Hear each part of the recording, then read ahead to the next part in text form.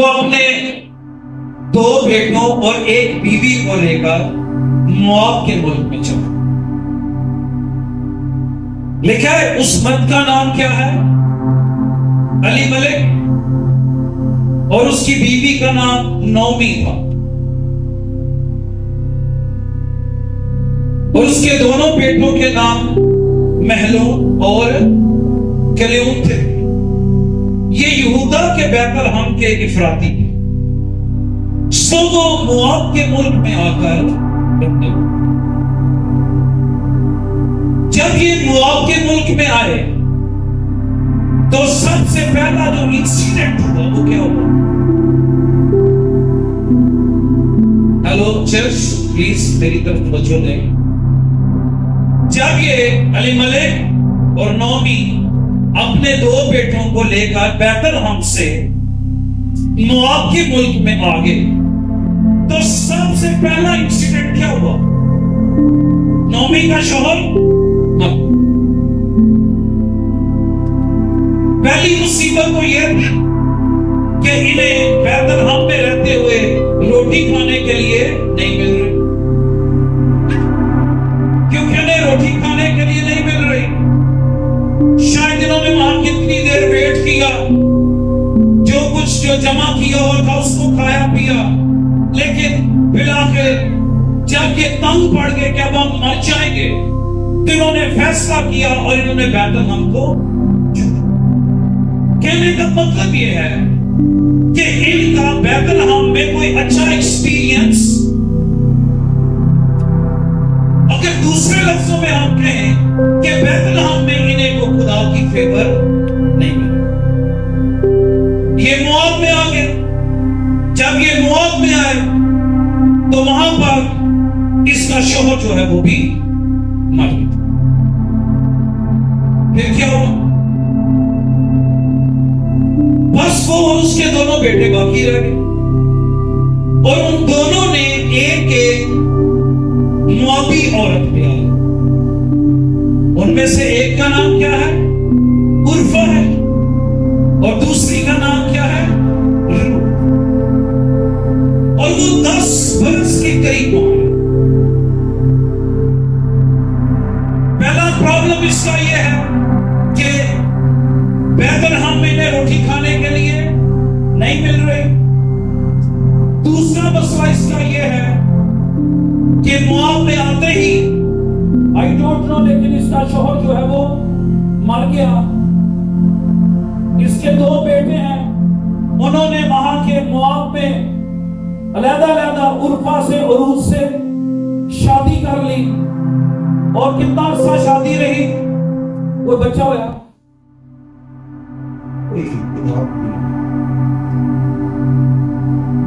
साल तक दोनों बेटों से कोई औलाद नहीं हुई। और उसके बाद फिर क्या हुआ?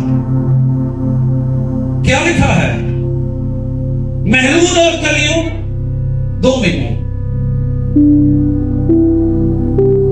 लिखा है सो वो औरत अपने दोनों बेटों और खामद से छूटी। प्लीज इधर मेरी तरफ देखो। इसके पास कोई टेस्टमनी है, कोई गवाही है, लेकिन गवाही है रोटी नहीं लग गई, या गवाही है कि मेरा हस्बैंड, या यही है कि मैं अपने 2 मुंडे ब्याहे ने 10-10 साल हो गए, उन्होंने औलाद नहीं हुई, एंड ते वो भी।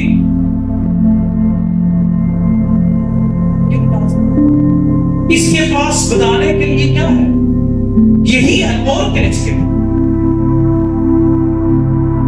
दुख है कि हम बैतलहम को भी छोड़कर यहां परदेसी और गैर कौमों में आ गए ताकि रोटी खाने के लिए। इसके पास बताने के लिए कोई बड़े बड़े काम नहीं, इसकी जिंदगी में कोई बहुत बड़ी गवाहियां। क्या आप समझते हैं किसने उर्फा और रूत को बताया होगा कि ਅਸੀਂ कितों आया? बैतलहम में थे, हम वहां से आए हैं क्योंकि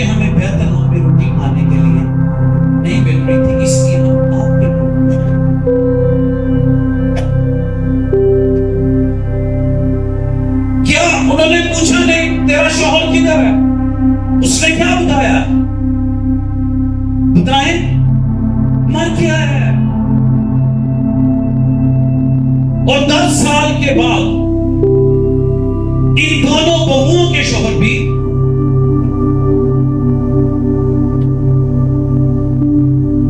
मेरे एक सवाल का जवाब दें, तो जो आप या आप नीचे और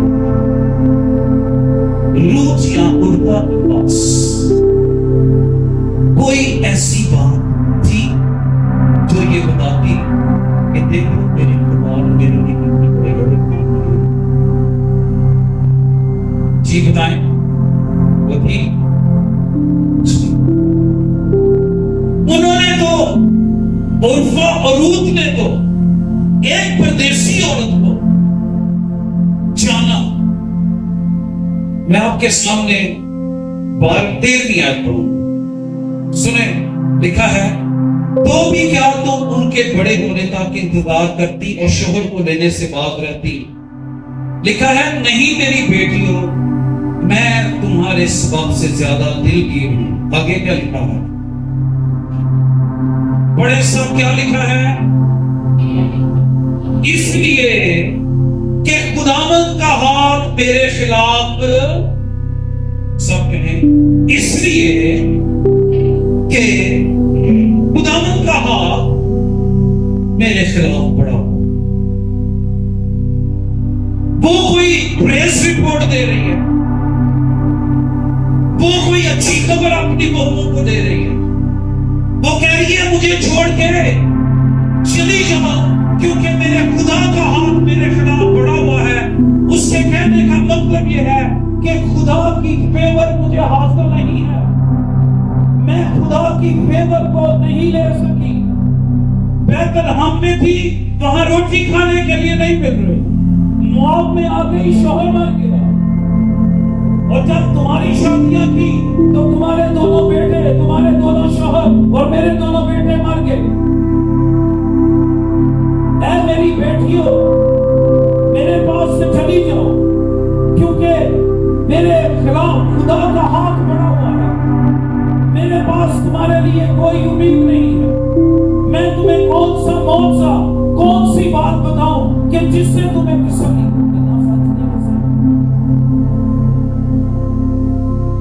इन्हें को दसन जो की कोई गाली को नहीं। नीचा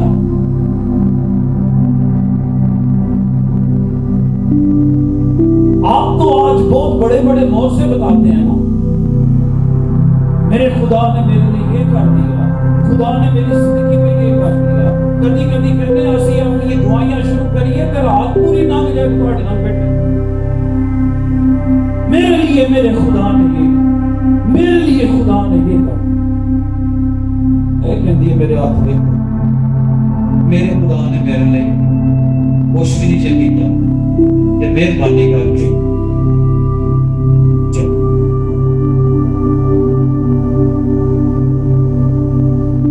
मैं हैरान हो गया जब इसको पढ़ रहा। बड़े ध्यान से आगे सुने। तब वो फिर चिल्ला कर रही और उर्वा ने अपनी सास को चूमा, पर रूथ से निपटी। तब उसने कहा, देख तेरी जेठानी यानी उर्वा जड़ी है ना, रूथ की जेठानी सी, ठीक है। तब यानी नोमी ने रूथ से कहा, देख तेरी जेठानी ने अपने कुंबे और अपने देवता के पास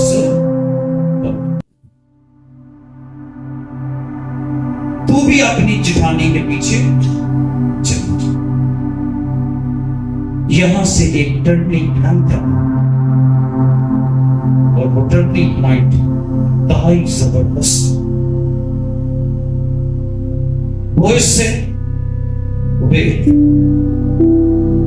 उबेर से इस यसी से तो और दो से वो इसकी बीवी का नाम क्या है? रूथ।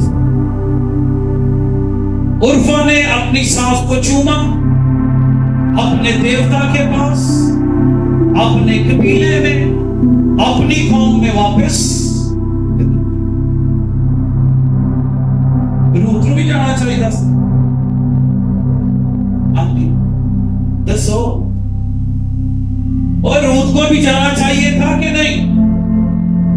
ने क्यों नहीं सी जाना चाहिए? ਉਹਦੇ ਸਾਹਮਣੇ ਕਿਹੜਾ ਵੱਡਾ ਕੰਮ ਹੋਇਆ? ਆਂਦੀ ਠੀਕ ਹੈ। ਉਰਫਾ ਨੂੰ ਕਹਿੰਦੀ ਤੂੰ ਕੈਸੀ ਬੇਵਕੂਫ ਵੇਖਿਆ ਨਹੀਂ ਖੁਦਾ ਨੇ ਕਿੰਨੇ ਵੱਡੇ ਵੱਡੇ ਕੰਮ ਕੀਤੇ, ਤੂੰ ਫਿਰ ਆਪਣੇ ਦੇਵਤਾ ਨੂੰ ਟੁੱਟ ਚਲੀ। क्या रूथ ने देखा?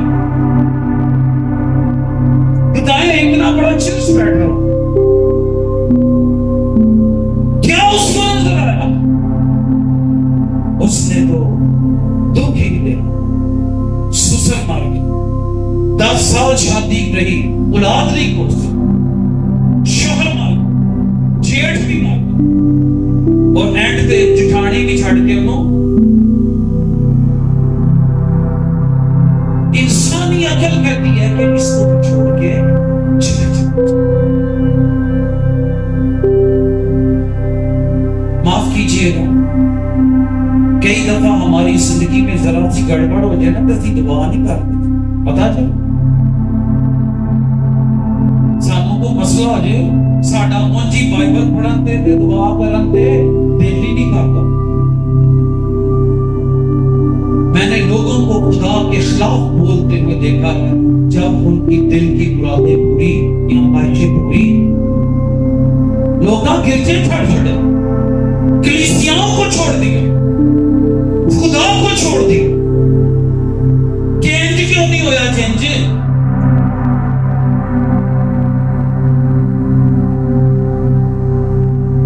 सुसर मर गया, शोहर मर गए, बगैर औलाद पैदा किए, जिठानी भी टूट गई। नौमी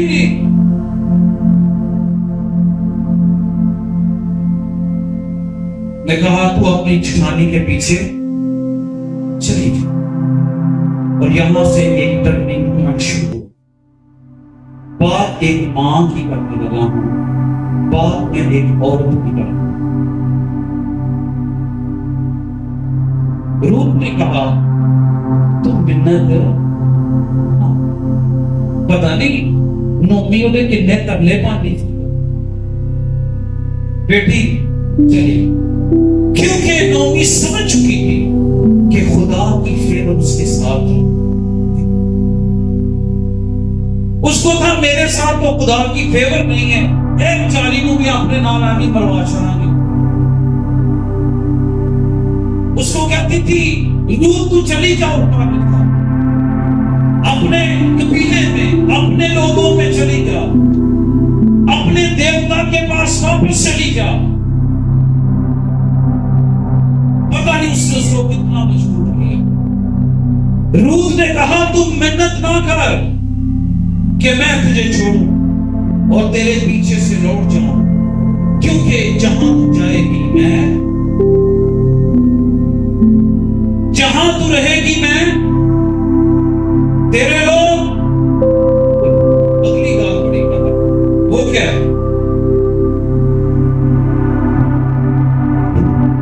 क्या कहती है? मम्मी जो तेरा खुदा है वो खुदा जिन्हें बैठकर आपको रोटी नहीं देती,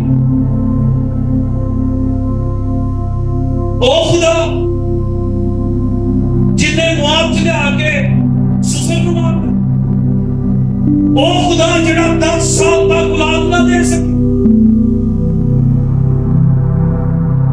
मेरा शोहर मर गया, मेरा जेठ मर गया, मेरी जिठानी छड़ के टूट गई। मैं तो सोचा मेरा तो दिमाग हो क्या कहती फिर खुदा।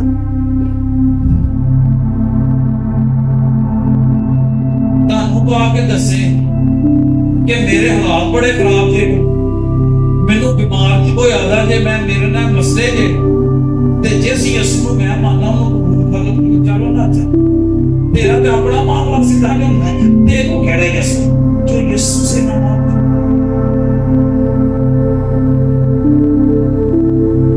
आपको बात समझ में आई?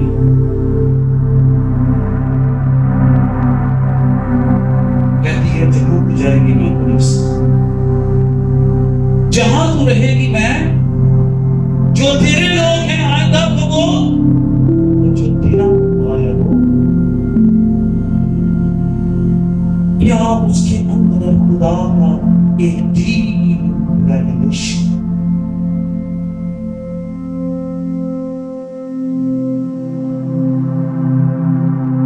तेरा खुदा मेरा,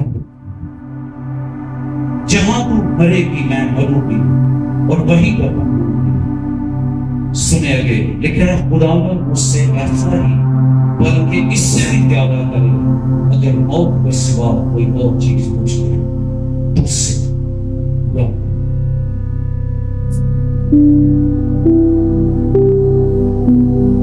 सिर्फ ये कलाम मैं आपको ना और एक घंटा भी सुना सकता, फिर उसने की हो प्लीज बात समझिए। इसके अंदर खुदा यहोवा खुदा का एक डीप रेवलेशन है।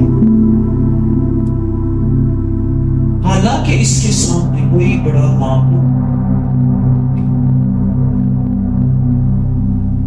और एक और बात आपको सिखाने लगूं जो मैंने सीखी।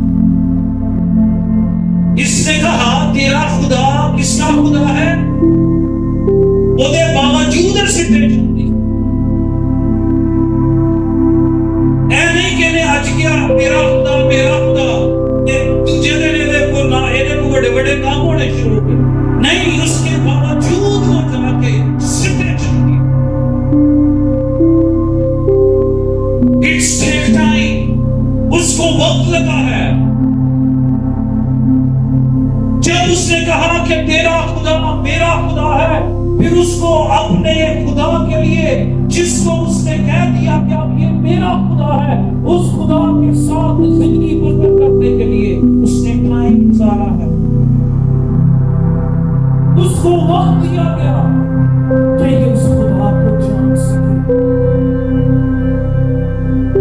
और दूसरे दिन ही बोएज का रिश्ता नहीं आ गया दे रास्ते। ये कई अरसे तक खेतों में सिद्धे चुनती थी, फिर इसको फेवर होनी मिलनी शुरू हो गई। खुदा के कलाम में लिखा है बादशाह का दिल खुदा के हाथ में है, वो पानी के नालों की मानो जिधर चाहे उसे ले ले। अब जो फसल काटने वाले जो मजदूर थे, खुदा ने उनके को पकड़ लिया और उन्होंने जानबूझ के जो फसल काटी जाती थी वो सारी जमा नहीं करते थे, बल्कि वो सिद्धे जो है उसको ये उन सिद्धों को जमा करती, घर में जाती, गंदम निकालती, उसको पीसती, और ये दोनों बहू और बेटी रोटी खाती। ये सास और बहू जो है वो रोटी खाती और खुदा का शुक्र। फिर इस पर करम नवाजी और होनी शुरू हो गई। फिर ये करम नवाजी हुई, उन्होंने कहा कि जहां से वो इसके नौकर पानी पीते हैं, अब तुझे ये भी इख्तियार है कि तू पानी पिया वहां से।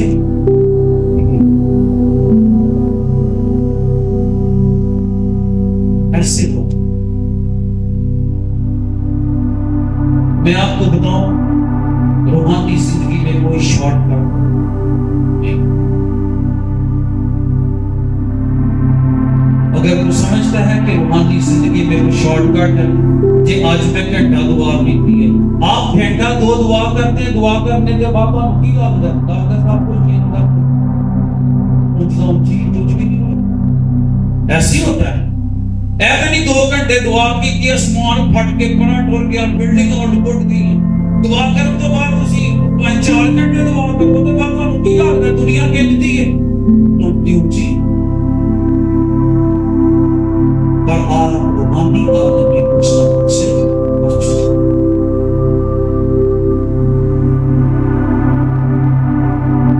एक और बात सीखी। प्रॉब्लम किधर है?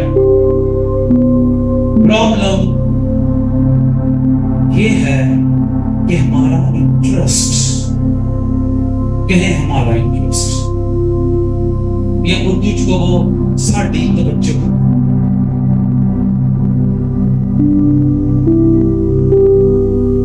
दुआ ते घट ते दुआ दे नतीजे ते ओपी।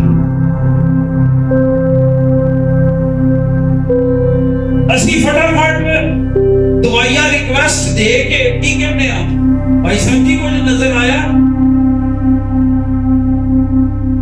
मैं आपको बताऊं, आप अपने रुपए पैसे से, आप अपनी जायदाद से खुदा की मर्जी को नहीं खरीद सकते।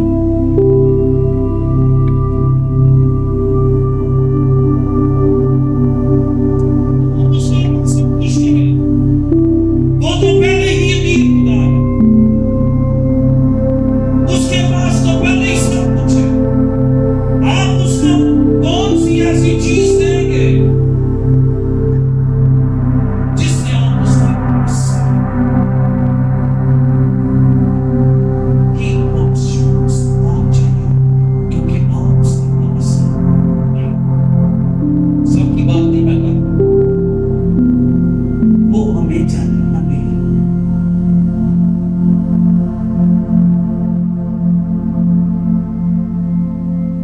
मोस्टली लोगों की तवज्जो दुआ पे नतीजा के निकलने से खुदा की तवज्जो इस बात पर है कि आपकी तवज्जो कितनी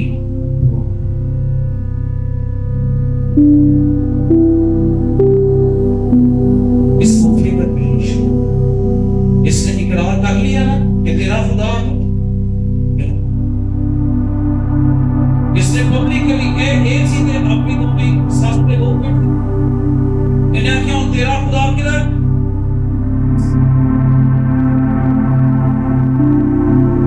दूसरे दिन ये बैंक ਦੇ ਵਿੱਚ डॉलर आ गए, और ये फिर भी समझ। इसने क्या दिया था, तेरा खुदा मेरा खुदा है, ये फिर भी धूप में खेतों में सूखे खुदा ने नौकरों के दिल को पकड़ लिया और उन्होंने इसके पर सीधे छोड़ दिया। खुदा ने नौकरों के दिल को पकड़ लिया, उन्होंने कहा आइंदा से कहीं से पानी क्या करेगी, जहां से वो इसके पास एक वक्त आया कि इसकी वो इसके साथ शादी। आपकी बात आपके साथ में